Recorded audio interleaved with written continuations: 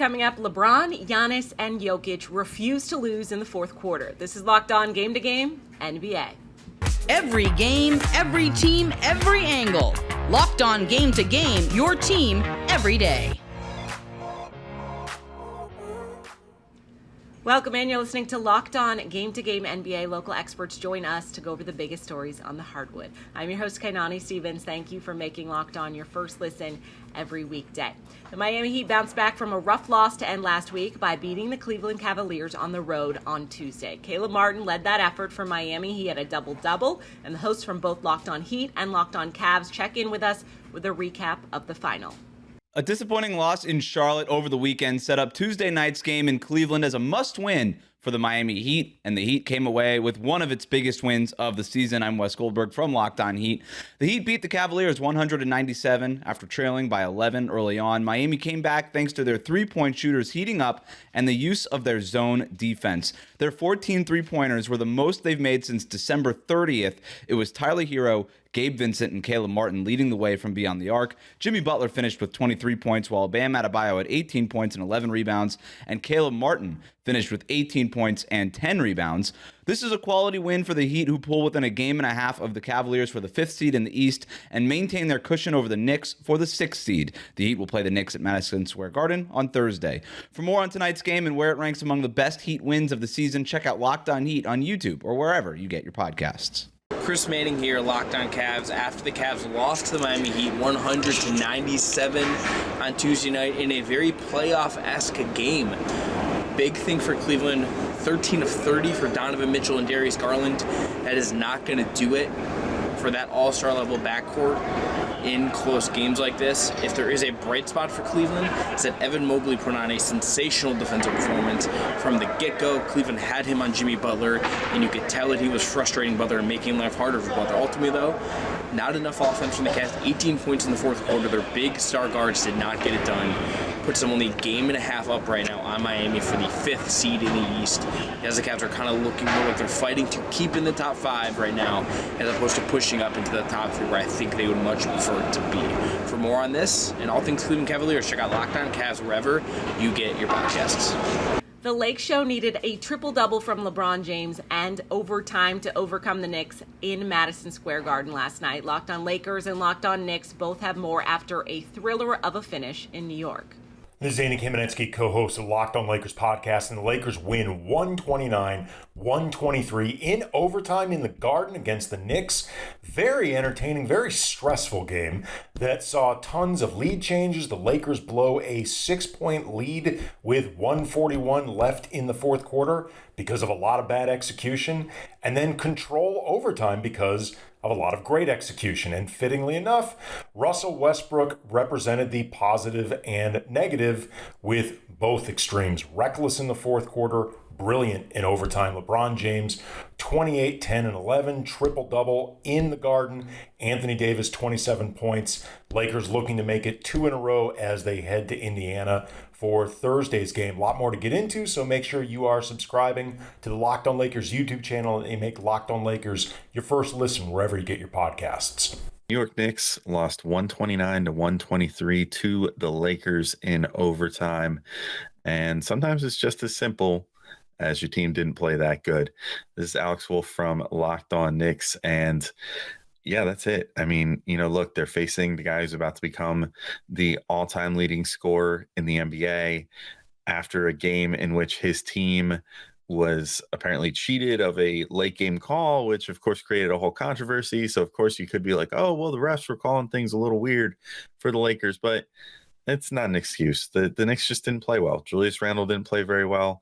Jalen Brunson, even though he poured in 37 points, was not very efficient. Emmanuel quickly did have a pretty good game, though, and the Knicks kind of have this perplexing thing where RJ Barrett is not playing the ends of games anymore, really, and he did not play a large portion of the end of this game, including overtime. So lots of interesting stuff to talk about. We'll have it all for you on Locked On Knicks. Chicago Bulls jumped out to an early lead against the Clippers, but LA clawed their way back, down from 17 points before halftime. Then they went the rest of the way to get the win in the second half. Locked On Bulls tells us how Chicago went from so good to so bad so fast. As I feel like I have said all too often this season, the Chicago Bulls blow a 19-point lead to the Los Angeles Clippers due to sloppy play, continuous turnovers by DeMar DeRozan, an inability to go with a big man in the lineup in Billy Donovan at points. At one point, they were playing Patrick Williams at the center versus Ivan Zubac. Just a confusion of plays. By the way, I'm Pat the Designer, host of Locked On Bulls, and the Bulls just continue to confuse as they drop another game. They drop lower below 500, and they continue to prove that they are who the national media said they were and who a lot of people thought they were coming into this season. No point guard play, no aside, right? Like the players that we're seeing on the court night in and night out have no answers. There were a lot of bright spots in this game, but not enough to come away with a win. And so they shall not be mentioned until the Locked On Bulls podcast. Tune in with us over there, man. As always, it's your boy Pat the Designer back at it again. Now stay safe out there, Chicago. Coming up, 2 big MVP candidates have big nights. This is Locked On Game to Game NBA. Today's edition of Locked On Game to Game is brought to you by Built Bar, the best tasting protein bars on the market. They're made with 100% real chocolate. They come in dozens of different flavors, and they taste great because they're high in protein, low in carbs, low in fat, and low in sugar. We've been telling you for years that you can get your Built Bars at Built.com, but now you can buy them at Walmart and Sam's Club. I went to Sam's Club recently and got the Built Bar Puffs, which are my personal favorite. Those come in brownie batter and churros. If you want to check that out, I highly recommend it. So head over to your local Walmart or Sam's Club to pick up Built Bar. Welcome back to Locked On Game to Game NBA. I'm your host, Kainani Stevens. Thank you once again for making Locked On your first listen every weekday. The Charlotte Hornets kept up with the Milwaukee Bucks for about 3 quarters last night, but at some point, the Greek Freak became too much. Giannis had another big night. He had 34 points, 18 rebounds. Locked On Bucks tells us more on how Milwaukee closed out that win over Charlotte.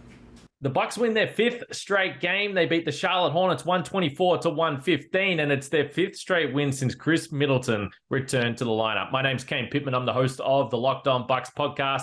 It took maybe a little bit longer than the Bucks expected to break the Hornets, but in the end, they get the win at home. They're 34-17. They're in really, really good shape, and they're in pretty good shape because Chris Middleton is back and playing consistent basketball. They've been really slow with the minutes, 15 minutes for the first few games. He's still yet to start a game, but he cracked 20 minutes for the first time tonight. It was exactly 20 minutes, but he got there. He finished in those 20 minutes with 18 points, 4 for 10 from the field, and we know he's just really crafty with his jump shot, whether it's the mid-range game. We know he can step it out to the outside, but he's a great foul drawer for this team as well. 8 for 8 from the free throw line, and he just allows the Bucks to have different dynamic lineups with the offensive stuff. They don't have a true point guard, but with Drew Holiday, Giannis, Chris Middleton, Joe Ingles, they've got multiple ball handlers that can facilitate and create their own shot. So the Bucks offense, which has been struggling all season long, starting to tick along nicely. The health of Chris Middleton is absolutely key to that. Check out the post-game show on Locked On Bucks, wherever you get your podcasts. Not to be outdone by his fellow MVP candidate in Giannis, Nikola Jokic finished with a triple-double. He's been doing a lot of that lately for the Nuggets. They pulled away for the New Orleans Pelicans in the 4th quarter for the win. The Pels have now lost 9 in a row with that defeat. Locked On Pelicans tries to find an answer as New Orleans continues to slide. Signs of life for New Orleans in their loss to the Denver Nuggets, or a team that's completely fallen apart? I'm Jake Madison, host of the Locked On Pelicans podcast. That's 9 straight losses for the New Orleans Pelicans, who are just plummeting down in the NBA standings right now. But even in the loss to the Nuggets, you saw signs of life. While inconsistent, Brandon Ingram helped the team score 37 points in the first quarter and showed a lot of signs of life in the 4th. But he also had some rough stretches in this game, shooting 5 of 17 with 4 turnovers. You also saw Herb Jones come to life, who broke out of his scoring slump with 21 points. But silver linings and moral victories don't get you into the postseason, and the Pelicans are now nearly on the outside looking in. But while the season doesn't end today, it feels like something needs to change for the Pelicans. Otherwise, it might end sooner rather than later for them. That's a wrap for this edition of Locked On Game to Game NBA. Thank you once again for making Locked On your first listen every weekday. Now make sure you're subscribed to Locked On NBA and your favorite teams, Locked On Podcasts, on YouTube and wherever else you get your podcasts from. I'm Kainani Stevens. This has been Locked On Game to Game.